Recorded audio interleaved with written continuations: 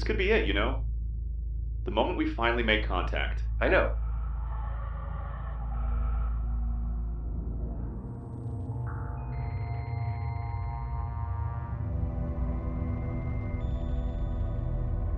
It would undoubtedly be humanity's greatest discovery, finding evidence of intelligent life beyond our world. Imagine civilizations out there, perhaps millions of years ahead of us, with technology we can barely conceive, waiting silently in the depths of space.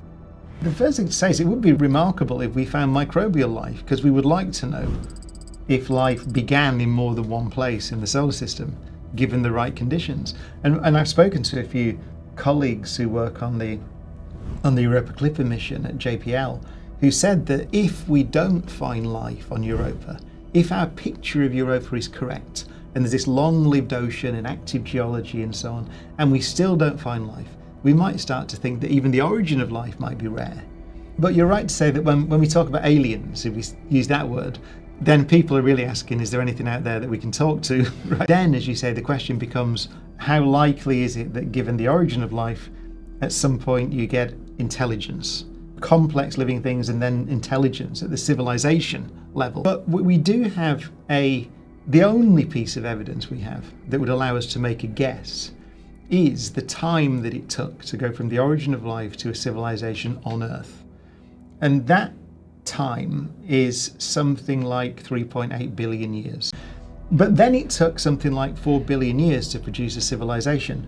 And that is a long time, but if it really does take many billions of years to go from the origin of life to things like us, then you could argue that the number of civilizations might be quite low in a galaxy like the Milky Way.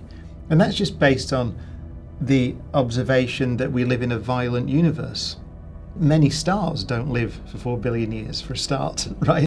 You could argue that the longest lived stars, which are red dwarf stars, which are the most numerous in the galaxy, are not conducive to the evolution of complex life because the planets have to be very close to the star in order to be warm enough to be in what's called the habitable zone around the star if it's a dim star like a red dwarf. So that's why I think it's fair to say that many biologists I speak to, not all, but many, would say that given the amount of time and the things that had to happen to produce complex multicellular life on Earth and then intelligence, given all that, then it might be unusual to produce complex living things like us.